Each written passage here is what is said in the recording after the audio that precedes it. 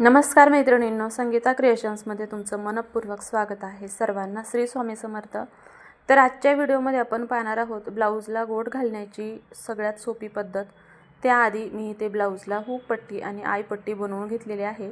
Hook पट्टी बनवून झालेली आहे. त्यानंतर माझी बटन पट्टी हुक पट्टी बनवायची राहिली होती, तीही मी इथे बनवून घेते.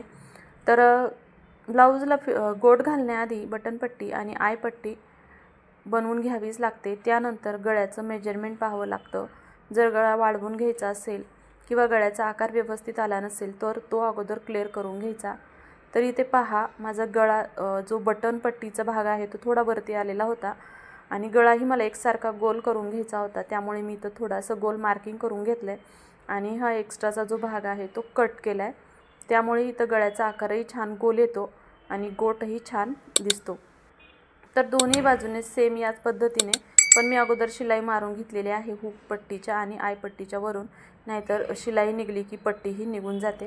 म्हणून आधी शिलाई मारली आहे, जसं मार्किंग केलं होतं त्या मार्किंगवरती, आणि मग कटिंग केलेलं आहे.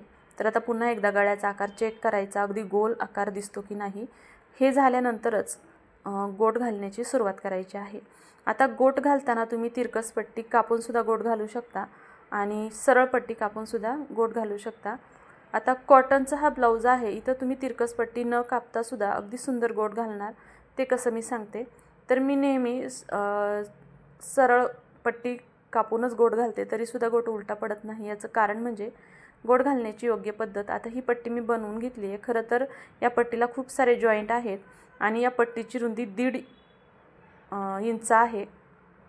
कारण 1.5 इंच पट्टी घेतली की पट्टी कमी पडत नाही आणि हिला घडी घालणार आहोत आपण. तुम्ही 1.25 इंचसुद्धा घेऊ शकता. तर पहा, आता या पट्ट्या मी जोडल्या कशा ते मी तुम्हाला दाखवते.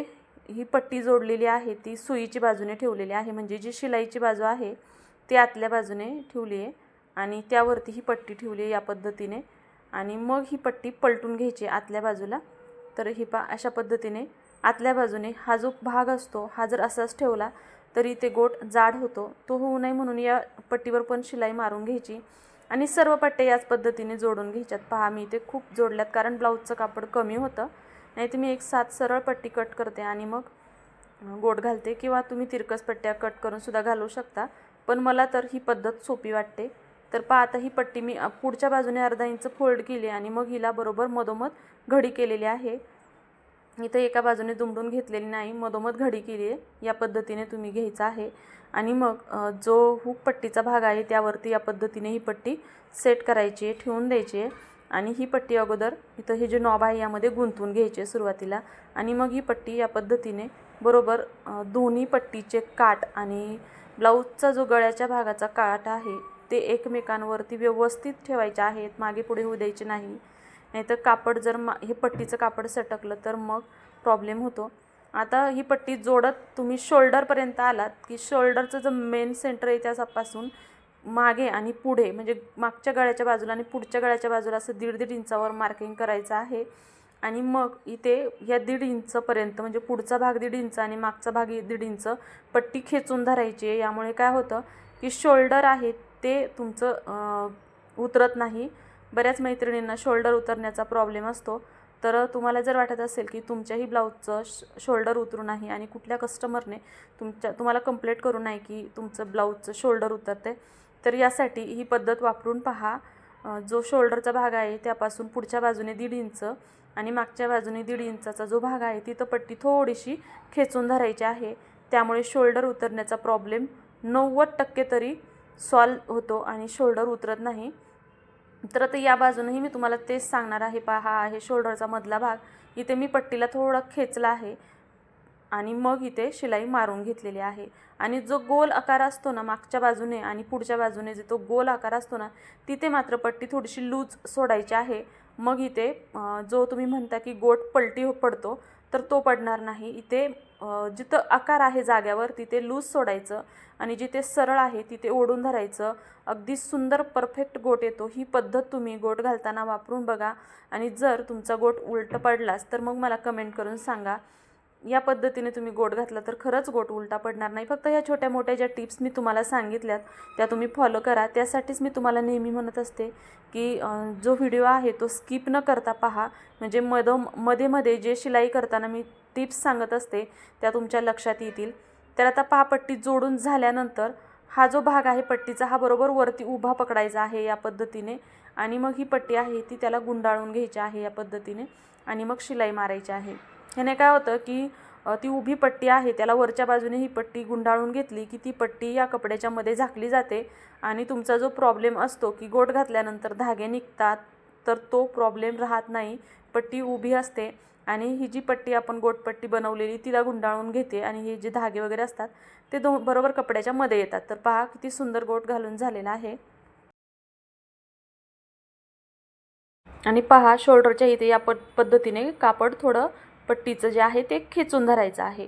आता पुढे खाली जोपर्यंत सरळ भाग आहे तोपर्यंत तुम्ही नॉर्मल पकडलं तरी चालेल, पण जिथे गोल आकार येतो, जिथं आपण आकार दिलेला असतो गळ्याचा खाली गोल, तिथे मात्र तुम्ही पट्टी लूज सोडायची आहे. तिथे पट्टीला ताण द्यायचा नाही किंवा ब्लाऊजला सुद्धा ताण द्यायचा नाही. त्यामुळे गोट व्यवस्थित येतो आणि पलटी पडत नाही. हे दुसरं महत्त्वाचं कारण आहे. तर आता इथे गोल आकार आहे पहा, मी अगदी लूज पट्टी सोडलेली आहे आणि यावरतीच गोट घालत आहे. बरं, शिलाई मारताना शिलाई मात्र जो खाच आहे ना, आपण ही पट्टी पलटवल्यानंतर जो खाच पडतो ना, त्या खाचेतच जी शिलाई आहे ती आली पाहिजे, तरच गोट छान दिसतो.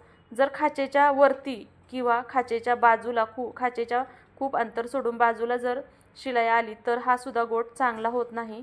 गोट मग एकतर सपाट होतो किंवा मग वरती खाचेच्या वरती शिलाई आली तर जे कापड आपण गुंतवलेलं असतं ते ओपन राहतं, त्यामुळे खाचेमध्येच शिलाई येईल ही काळजी घ्यायची आहे. या काही पद्धती फॉलो करून तुम्ही जर गोट घातला तर 100% खात्री देऊन सांगते तुमचा गोट कधीच उलटा पडणार नाही. आणि तर पहा, या पद्धतीने पूर्ण ब्लाऊजला गोट घालून झालेला आहे. तुम्हाला जर माझी गोट घालण्याची पद्धत आवडली असेल तर कमेंट करून सांगा. तुमच्याकडे काही नवीन पर्याय असतील तर तेही तुम्ही कमेंटमध्ये सांगू शकता.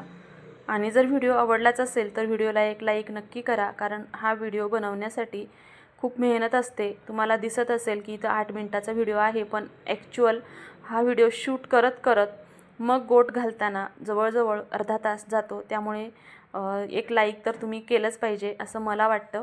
तर चला, तुम्हाला जर आजचा व्हिडिओ आवडला असेल तर लाईक शेअर करा, कमेंट करा, आणि चॅनलवरती जर नवीन असताल अजूनपर्यंत चॅनलला तुम्ही सबस्क्राईब केलेलं नसेल आणि तुम्हाला जर माझे व्हिडिओ पाहायला आवडत असतील तर चॅनलला सबस्क्राईब नक्की करा.